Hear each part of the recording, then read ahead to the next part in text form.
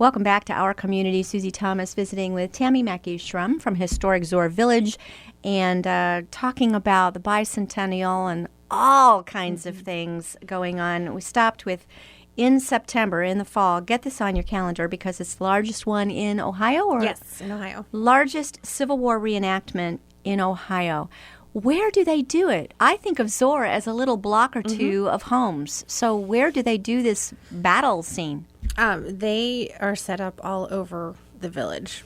We do demonstrations all over the village, and then near the levee they've done battles, and then near a lake bed they've done battles too. So the reenactors really take over the entire village. Who is doing the reenactment?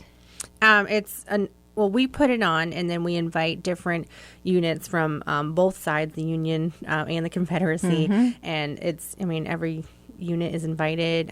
Those are juried too.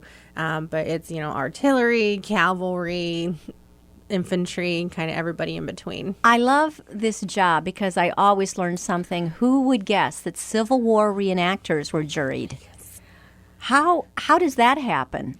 Well, you have a committee, and then they know which units are the best units, and then they're the ones that are invited to attend, or, they know who does the best artillery demonstrations, so they get, first pick, and so, yeah, everyone in the business knows. When you say, that's so cool. When you say best, do you mean most authentic to how it was? Yes. Okay. Yeah. Now, that's my next question, because I know these guys really research whenever they're going to be doing a battle someplace.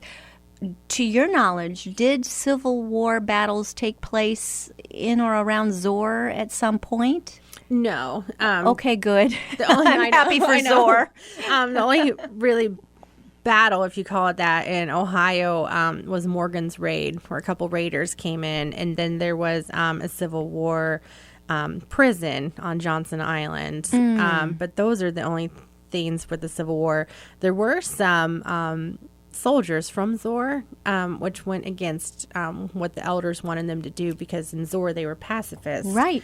But kind of the need to go to war and that call was a bit more than, taking the advice of the elders of the village. Right. And that was the whole point of living in Zoar, was to pull away and be separatists and have your own little community that would live peacefully together. And this would have been 1860s. So remind me how far that was out from when Zoar was established. A little bit less than 50 years. So 1817 is when it was established. So if you go 50 years from that, it would take you right after the Civil War. So you are getting into a next generation of people who think differently, and they were passionate about this. And there would have been some young sons eager to get out there and fight. Yes. Yep. And at the time, let's be fair, they thought nobody was signing up for a 4 or 5 year ordeal, horrific ordeal. Right. They all thought it would be over in a weekend. Yes. This was more like brothers skirmishing. Right. And then we are recreating this year the Battle of Antietam, which was one of the bloodiest battles of the Civil War. So. Oh, my. What do you think the founders of Zoar would think of having a reenactment? I don't know. It's probably the same thing they'd think about having Christmas in Zoar, too. That's true. Or all those dogs just running loose when they would have cattle going around. So I don't know. Well, they had the cattle. They did have the cattle. So it's, there you go. It's trading one for the other. Okay, so that's September. What else have you got? Then in October, we are doing another big bicentennial celebration. It starts October 5th, goes through October 8th. It's called Heimatfest, and it is German for homecoming. So we're looking as a kind of a homecoming celebration, inviting back descendants and former residents, and it's really going to be a celebration of the founding of Zoar. We're going to do community dinners, more photograph show and tell, really kind of getting people to be involved in the community. We're doing a play written by one of the descendants will be that week. The national group, the Communal Studies Association, is having their meeting in Zoar that week. And then we're going to have a couple of really good speakers to talk about Zoar and its establishment. Zoar has got to be the ultimate in neighborhood associations. Yes, there's got to be some rules involved. I mean, we really try to get the residents and the community as involved as what we can, especially because most of them are living amongst museum buildings. Right. So they always get free tickets to all the festivals just because most of the time it's right in their backyard too. But a lot of them are really nice, and if we need to spread out from where we are, they'll let us use their yards, and a lot of them volunteer. And Do you have people moving into Zor, or are most of the people who live there people who have inherited those homes and passed them on from generation to generation? we have a few descendants in town, but now it's mostly people that have moved in, and there are a few houses for sale, so you're getting in a few new families, but they're all preservation minded, they're all historic minded. I mean, you almost have to be moving into a museum pretty much. So. Oh my, the thought of that is so cool. And do they mind that there's always tourists staring at their homes? I don't think they mind. I think they mind when they go behind the gate or behind the fence. One of them told me a story. He got up for breakfast the one day and someone was down in his house, which in a normal. They were in. They were in the house. In the house. In the house. Yeah. That's why you see so many plaques saying this is a private home. Yes. So, I know. Any other place that would be really jarring, but there's people all over. And they just thought they'd wandered into a museum. Right. Yes. Yeah. Oh my goodness. All right. So that is Heimat Fest, and that's in October. Remind me the dates. 5th through the 8th. 5th through the 8th. And if you know of anyone who ever lived in Zor, tell them that's it. That's homecoming. They want to reconnect. Is it tough when people move away to stay in touch with anybody who's ever lived there? I think it's tough no matter where you are, especially when I think Zor is very generational. Like, we have a lot of older folks, but then a lot of newer ones are moving in. And then as, the older ones die out, it's hard for anybody to keep in touch, really. But especially for a small town like that where you only have 136 residents to begin with, it's hard to, keep in touch. Does Zor have government, like a mayor and so forth? And the mayor is a descendant, and he's also the one that helps take care of the garden and plans out what to put in the garden. So, they would just probably feel obligated to never ever move, right? Right. And do their children seem to want to pick up the mantle and carry on? Do they have children? In town? Not in town. Okay. No. They might be forced to move back to Zor. Once they do, but gonna have to carry on, kids. Oh, that's so interesting. All right, that's October. What else? And then we end the year with Christmas in Zor. And for folks who have not heard about that, it's remarkable and beautiful. Just can you give us a little recap? I mean, we will have you back to talk about this more, but let's have a little recap of what to look forward to. We have a lot of the buildings decorated for Christmas. We have a craft show, which is juried again. There's carriage rides through the town. The bakery does ginger cookies for people to have. We light the big tree in the center of the garden, and then there's a candlelight service done in the old Zor church. So. Do you ever feel like you are actually time traveling when you are around all of these things all day long? It's just so neat, the preservation.